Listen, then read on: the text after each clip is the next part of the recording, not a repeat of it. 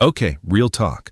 Picture this. It's Monday morning. Your alarm goes off at 6:47 a.m. You didn't set it for 6:47. You set it for 6:30, but you hit snooze twice. You're already running behind. You throw on clothes, skip breakfast, or maybe grab something quick you'll regret later. And you're out the door, rushing to a job you've been at for, 2 years? 3?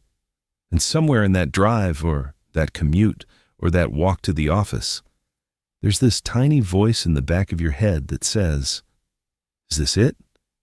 And you shake it off. You tell yourself, "I'm being dramatic." You tell yourself, "At least I have a stable job." You tell yourself what everyone around you has told you your whole life. Get a degree, get a job, work hard, move up, and eventually you'll be fine. But here's the thing. Nobody ever told you what fine actually looks like. And nobody, absolutely nobody, told you about the trap you walked straight into. So that's what we're doing today. And I promise you, by the end of this, you're going to see your paycheck in a way you never have before. Look, I'm not here to tell you to quit your job tomorrow. I'm not going to sell you some dream about passive income on a beach. That's not what this is. What I am going to do is show you the math, the actual, real, uncomfortable math behind why the 9-to-5 system is built in a way that keeps most people exactly where they are. Not because they're lazy, not because they're dumb, but because the game was designed that way and nobody gave you the rule book. Let's start with something wild. The average American worker earns about $59,000 a year. Sounds okay, right?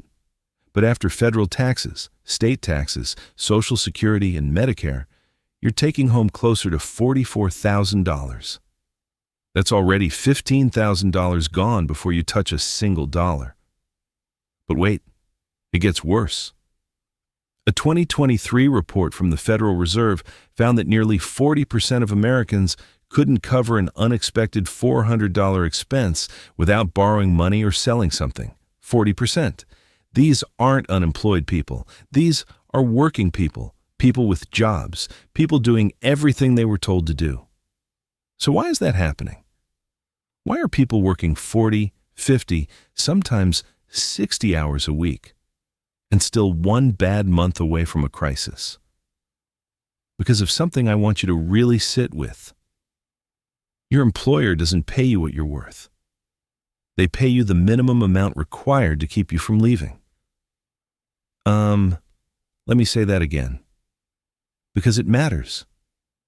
They pay you the minimum to keep you from leaving. Not what you produce, not what you're capable of. Just enough to keep you showing up Monday through Friday. Here's the metaphor I always use. Imagine you own a lemon stand. Every day you squeeze lemons, you sell the juice, and the stand makes $500. But you hire someone to do the squeezing, and you pay them $80 a day. They think $80 is decent, and honestly, compared to nothing, it is. But you're walking away with $420 every single day. Now, who actually built the wealth? The person squeezing the lemons or the person who owns the stand? That's employment. You are the lemon squeezer. And the wild part? You were taught to be grateful for the opportunity to squeeze. Now here's where the trap gets really sneaky. And this is the part most people never see. It's not just that your wages are capped. It's that your time is capped. And time is the only asset you can never get back. When you trade your hours for a salary, you've essentially agreed to a ceiling. There are only 24 hours in a day. You're selling 8 to 10 of them, sometimes more. And the moment you stop selling those hours, the income stops too. That's called linear income. 1 unit of time equals 1 unit of money. And the brutal truth is, you can never out-earn a linear income model at scale. You can get raises, you can get promotions, but you will always be limited by the number of hours in a day. Meanwhile, the people at the top of the company you work for, they've built systems. Systems that make money whether they're awake or asleep, whether they show up or not. And that's not luck. That's a fundamentally different relationship with money and time. The average CEO of an S&P 500 company earns 344 times more than their median worker, according to the Economic Policy Institute. 344 times. Not because they work 344 times harder, because they've structured their income differently. They're not selling hours. They're owning outcomes. And look, I know what some of you are thinking. Okay, but that's the CEO. I'm never going to be a CEO. And honestly, you don't have to be. That's the whole point. You don't need to run a Fortune 500 company. You just need to stop letting all of your income be linear. Here's the second layer of the trap, and this one's more psychological. It's called lifestyle inflation, and it's the reason most people get raises and somehow feel just as broke. Here's how it works. You start at $40,000 a year. Life is tight, but you manage. Then you get a raise. You're at $52,000. Suddenly, you upgrade the apartment. You get a nicer car. You eat out more. Your subscriptions multiply. And by the time you're at $65,000, $70,000, your expenses have quietly risen to match every single dollar. You never actually build anything. You just level up your spending. The technical term for this is hedonic adaptation. Your brain adjusts to every new normal incredibly fast and then starts craving the next upgrade. It's not a character flaw. It's literally how human psychology works.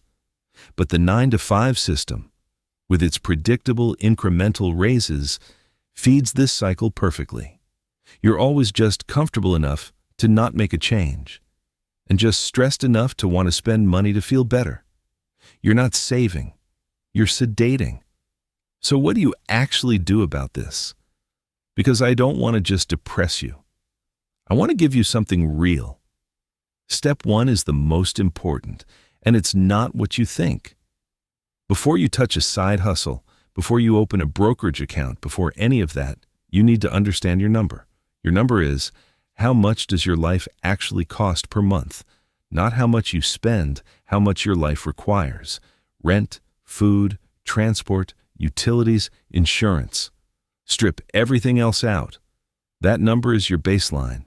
And the goal, eventually, is to have income sources that cover that number without your labor. That's called financial freedom. Not rich, just free.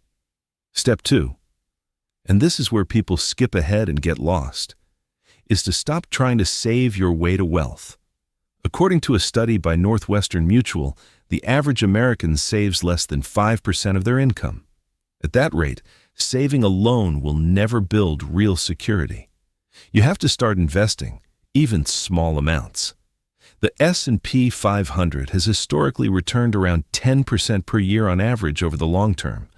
If you put $300 a month in at 25 and never touch it, you'd have over $1.6 million by 65. $300 a month. That's less than a lot of people spend on food delivery.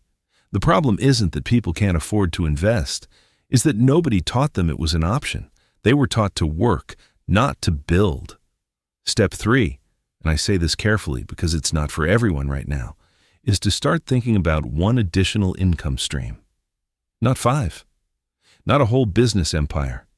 Just one thing outside of your job that generates any money at all. Freelance skill, a digital product, a small investment that throws off dividends.